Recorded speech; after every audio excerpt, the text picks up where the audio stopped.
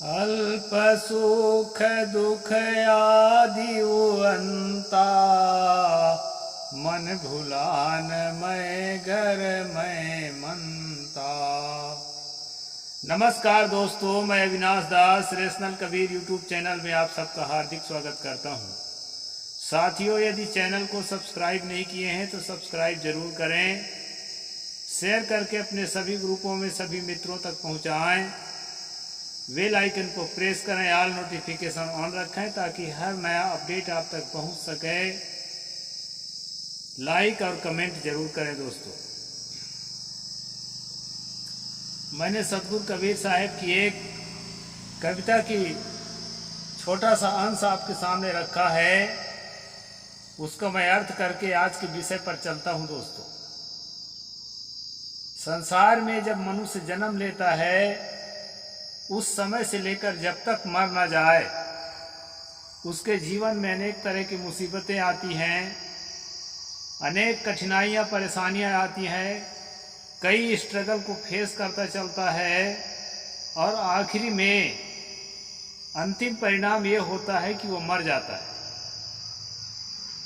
साथियों, खोदा पहाड़ निकली चूहिया जैसे जिंदगी भर वो कुछ न कुछ करता है, लेकिन कुछ न कुछ करने का परिणाम उसको खोदा पहाड़ निकली चूहिया का परिणाम मिलता है। इसको देख करके उसका मन जो है जिंदगी के प्रति उदास होता है। तो साथियों, उस उदासी से बचने का उपाय क्या है? अल्प सुख दुख आदि बनता। आदि से अंत तक, जन्म से मृत्यु तक आदमी को दुख पर दुख मिलता है, लेकिन वो जीना इसलिए चाहता है कि उसमें अल्प सुख है, थोड़ा सा सुख है, जो सुख उसको जिंदगी के प्रति आकर्षित करता है और वो जीना चाहता है। साथियों, जीते रहना भी सुख है। अगर कोई सुख नहीं मिल रहा है हमको संसार से, अगर हम केवल जी रहे हैं, वह भी हमको सुखद महसूस होता है। इन सब का कारण आप ढूंढिए अपने अंदर, तो समझ में आएगा। ये चेतन का सहज अवस्था अपने आप में सुखद है। बाहर से मिलने वाली चीज तो मान्यता प्राप्त सुख है। हम ठान लिए रहते हैं कि हम हवाई जहाज में उड़ेंगे तभी अच्छा रहेगा, और एक आदमी जो है पेड़ के नीचे बैठा और वहीं मांग कर खा करके, और वो भी हंसता है, खिलखिलाता है, वो भी सुख का अनुभव कर लेता है किसी न किसी वक्त। और हम भी किसी वक्त ही सुख का अनुभव करते हैं। पूरा शुरू से आखिरी तक सुखद अनुभूति नहीं मिलती है। कभी परिवार के लोगों से उलझ गए, कभी किसी के काम से असंतुष्ट हो गए, सब कुछ रहते हुए भी सैडनेस फील करते हैं। तो साथियों, इन सब बातों को देखते हुए मनुष्य के मन में एक ऐसी कल्पना जागती है कि ऐसा कुछ हो कि हम केवल सुख ही सुख भोगें, हमारे जीवन में दुख बिल्कुल मत आए, और मरने के बाद भी हमको ऐसी कोई जगह मिले, ऐसी कोई पनाह मिले जहां पर दुख नाम की कोई चीज ना हो। रंगरेलियों में डूबे रहें, आनंद में मस्त रहें और मौज मस्ती करते रहें, थोड़ा भी हमें दुख नाम की चीज ना मिले, ऐसी कल्पना हमारे आपके अंदर जागती है। साथियों, इसी कल्पना के जागने के कारण धर्मों की उत्पत्ति होती है, और धर्मों की स्थापना करके, ईश्वर के स्वर्ग की स्थापना करके लोग हमें संसार से और ज्यादा डराते हैं। जितना दुख है वो तो है ही, लेकिन उसको और भयावह रूप दे करके कहते हैं ना, अशाश्वतम दुखालयम। ये संसार अशाश्वत है, सही बात भी है।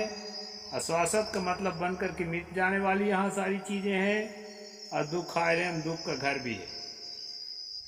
इस डर से हम जो है क्या करते हैं, ये जो स्वाभाविक चीजें हैं जीवन के, दुख सुख सब स्वाभाविक चीजें हैं, इन स्वाभाविक चीजों से हट करके कुछ अस्वाभाविक परिकल्पना में हम जाके जुड़ जाते हैं। इसी का फायदा उठाते हैं दोस्तों कुछ ऐसे वंचक लोग होते हैं समाज में, जो एक धर्म नाम की कोई चीज स्थापना कर लेते हैं और उसके जरिए बताना चाहते हैं कि अगर हमारे हिसाब को चलोगे, हमारे हिसाब का नहीं भाई, ये परमात्मा ने ऐसा कुछ सिस्टम दे रखा है, ईश्वर ने, गॉड ने ऐसा कोई सिस्टम दे रखा है, उसके हिसाब से चलोगे तो ये संसार भी तुम्हारा सुखद होगा और संसार से मरने के बाद भी तुम सुखद परिस्थिति में जाकर के अपने आप को पाओगे। तो इस प्रकार दोस्तों धर्मों की उत्पत्ति होती है और चालाक लोग इसका सृजन करते हैं। अब कैसे सृजन करते हैं, मैं आपको राम भक्ति का उदाहरण दूंगा। मैं अभी हाथ में पकड़ा हूं दोस्तों, ये वाल्मीकि रामायण है जो गीता प्रेस गोरखपुर से प्रकाशित है। तो इसी में जो है शुरुआत की जो बात है उसी को मैं रखूंगा दोस्तों, क्योंकि मैं इसके कुछ बातें तो मैं रखा था स्त्रियों के संबंध में इसी पन्ने से। अब ये महात्मा है, मतलब महात्मा का मतलब इसका महत्व क्या है, इससे क्या फायदा है, वाल्मीकि रामायण के पढ़ने से या सुनाने से लोगों को क्या फायदा है, ये बताने वाला प्रसंग है। इसी तरह के प्रसंग हर धार्मिक किताबों में होते हैं दोस्तों, और उसी प्रसंग को पढ़कर और सुन करके हम लोभा जाते हैं कि हाँ भाई ऐसा तो होता होगा, क्योंकि परमात्मा ने जब इसको बनाया है और हमको आदेश लिखकर भेजा है तो कुछ बात में तो सच्चाई होगी। इस तरह से हमारा मन जो है दोस्तों फंसता है। इसमें बताया है श्लोक नंबर 14 में, घोरे कलयुगे ब्राह्मण जाना नाम पाप कर्मिणाम मनः शुद्धि विहीना नाम निकृष्ट कथम भवेत। ब्राह्मण जो है घोर कलयुग में अपने ब्राह्मण धर्म से नीचे उतर जाएगा, यहाँ कह रहे हैं, और क्या करेगा, पाप परायण रहने के कारण जिसका अंतःकरण शुद्ध नहीं हो सकेगा, उन लोगों को मुक्ति कैसे मिलेगी। यहाँ केवल ब्राह्मण की बात नहीं है, ब्राह्मण के अलावा लोगों की बात भी है। यथा तुष्यति देवेशो देवो देव जगत गुरु तथो वद सर्वत सूत धर्म भृतांबरम। धर्मात्माओं में श्रेष्ठ सर्वज्ञ सूत जी देवाधिदेव देवसर जगत गुरु भगवान श्री रामचंद्र जी जिस प्रकार संतुष्ट हुआ उपाय हमें बताइए। ये जो है ऋषि मुनि पूछ रहे हैं सूत जी से, उग्र सर्वा सूत जी से, कि ऐसा कुछ उपाय हमें बताओ जिससे जो है भगवान जो है राम हमारे ऊपर खुश हो जाए। उनके खुश होने से क्या होगा, वही बात जो मैं बताया था ना, कि हमें जो दुख मिलता है उन दुखों से हमें राहत मिलेगी और मरने के बाद भी जो है हमें भगवान का धाम मिलेगा, तब दुख से हमको पूरी तरह छुटकारा मिल जाएगा। इस तरह से लोग हर धार्मिक परंपराओं में बताया जाता है दोस्तों, उसी का खुलासा मैं यहाँ राम भक्ति के आधार पर कर रहा हूँ। बदसूत मुनि श्रेष्ठ सर्वमेत दस में सतः कस्य नो जायते तुष्टि सूत त्वज वचनामृतात्। मुनि श्रेष्ठ सूत जी, इन सारी बातों पर आप पूर्ण रूप से प्रकाश डालिए। आपके वचनामृत का पान करने से किसको संतोष नहीं होता। मतलब आप ऐसे वचन बोलते हैं कि आपके वाणी से सबको संतोष होता है, इसलिए आप ऐसे हमें मार्गदर्शन दीजिए कि हमको संतोष हो। इस तरह जो है ऋषि मुनियों ने जब सूत जी से कहा, तो सूत जी फिर क्या कहते हैं दोस्तों, वो मैं आपको बता रहा हूं। सुनो ध्वमृषयः सर्वे यदिष्टं यो वदाम्यहं गीतं सनत्कुमाराय नारदेन महात्मना रामायणं महाकाव्यं सर्वदेवेषु सम्मतं सर्वपाप प्रशमनम दुष्ट ग्रह निवारणम। अब सूत जी के माध्यम से लेखक कहलवाना चाहता है, सूत जी एक प्रामाणिक व्यक्ति है।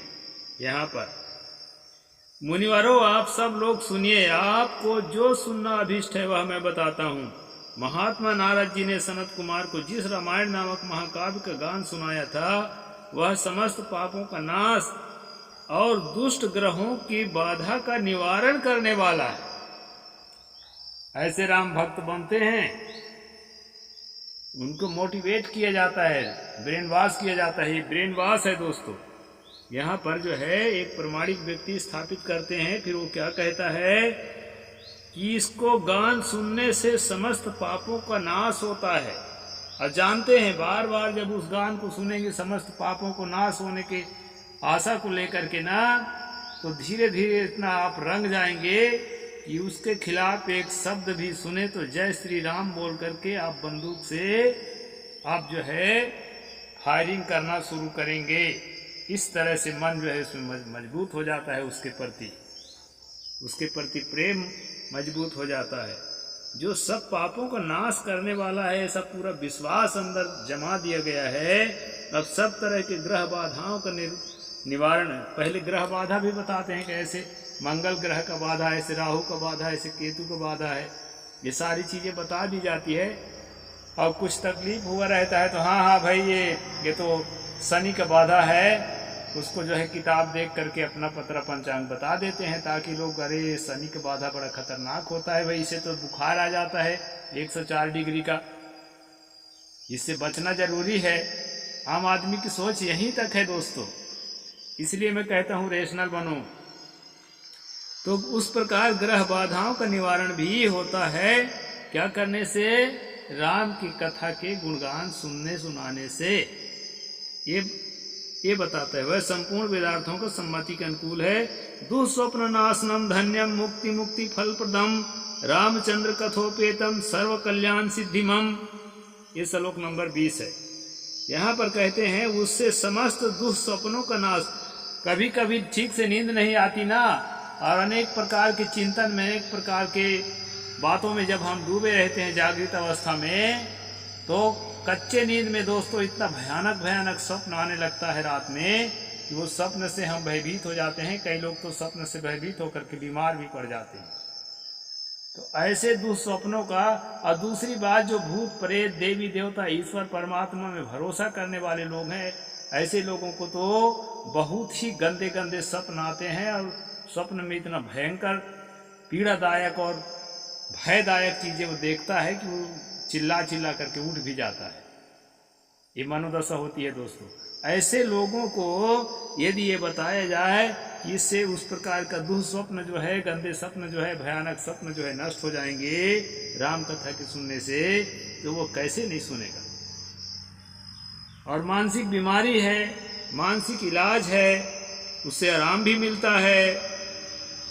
तो उससे क्या होता है, इस प्रकार के दुस्वप्नों से जो है आपको मुक्ति मिलेगी, छुटकारा मिलेगी, और साथ साथ जो है और क्या मिलेगा,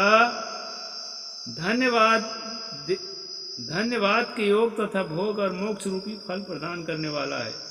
इससे मरने के बाद मुक्ति भी मिलेगी। सारा ये शरीर तो दुख का घर ही है, मरने के बाद ऐसे हम मुक्ति पाएंगे कि वहाँ दुख नाम का कोई चीज ही नहीं रहेगा। एकदम रंगरेलियों में डूबे रहेंगे, आनंद मौज मस्ती, 72 होरों को देश में चले जाएंगे।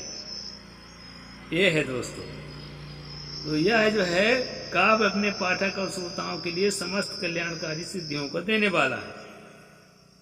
धर्मार्थ काम मोक्षाणाम हेतु भूतम महाफलम पूर्वम पुण्य फलम शृणुध्वम सुमस माहिताः। इसमें कहा है धर्म, अर्थ, काम और मोक्ष इन चारों पुरुषार्थों का साधक है। यानी कि 4 प्रकार के फल बताया गया है हिंदू धर्म शास्त्रों में। धर्म, अर्थ, काम और मोक्ष। यानी काम वासना के मौज मस्ती भी बराबर लेते रहो, कोई बात नहीं है, हैं? ये सब मिलेगा राम कथा सुनने से, उसका भी आपको दुष्परिणाम नहीं मिलेगा। इसीलिए कई राम भक्त आज जेल में हैं, चाहे वो आसाराम हो, चाहे राम रहीम हो, सबके नाम में राम जुड़ा है, रामपाल, आसाराम, राम रहीम। ये लोग धर्म अर्थ काम मोक्ष को राम कथा के द्वारा प्राप्त करने वाले राम भक्त हैं दोस्तों। इन चारों पुरुषार्थों को साधक महान फल देने वाला है। यह अपूर्व काव्य पुण्यमय फल प्रदान करने की शक्ति रखता है। आप लोग एकाग्र चित्त होकर इसका श्रवण करें।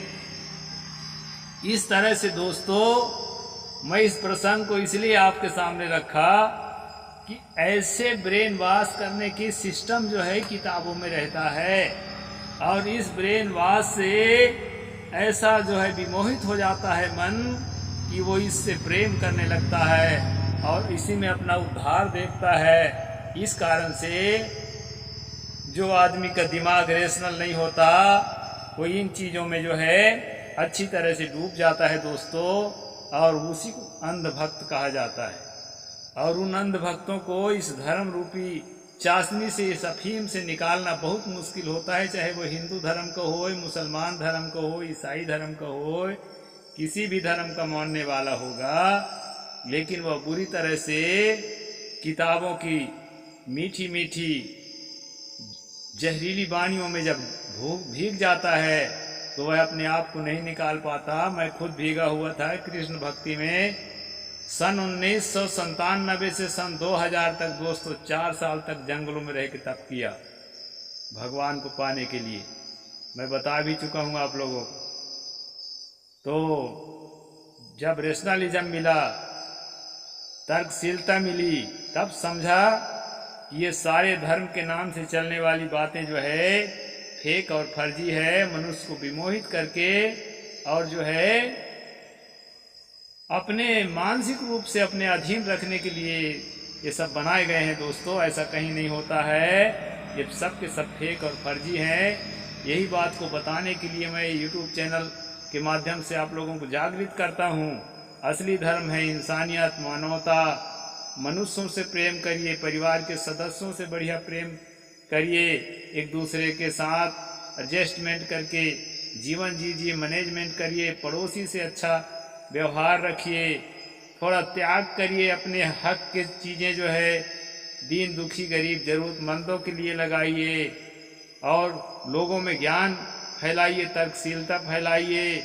ये सब धर्म है दोस्तों, ये सच्चा धर्म है, सच्ची मानवता है। और तथाकथित सो कॉल्ड रिलीजन जो चलता है दुनिया में, हिंदू धर्म, ईसाई धर्म, मुसलमान धर्म, इसी तरह की जो मैं किताब पढ़ के सुनाया, इसी तरह किताबें होती हैं। वो किताबें जो है मनुष्य के मन को विमोहित करती हैं और उसी के बस में होकर के वह धार्मिक बनता है। और कैसा धार्मिक? वही बंदूक वाला धार्मिक। अल्लाह अकबर करके काफिरों को मार डालो और जय श्री राम कह के फायरिंग कर दो। तो इस तरह से दोस्तों आप लोगों को इस तरह का धार्मिक नहीं बनना है। अगर नहीं दिल मानता तो किसी देवता को मानते हो तो मानते रहो, इससे हमें कोई तकलीफ नहीं है, लेकिन किसी के लिए घातक मत बनो दोस्तों। मैं नहीं कहता कि मेरे जैसे सब कोई सारे देवी देवता ईश्वर परमात्माओं को त्याग कर दो, और हिम्मत हो तो कर दो। धीरे धीरे अभ्यास करने सब हो जाता है, मेरे से हो ही गया है। तो इस तरह से दोस्तों मैं इसको पूरा करता हूँ। साहिब बंदगी। जय जोहार, जय भीम, जय भारत।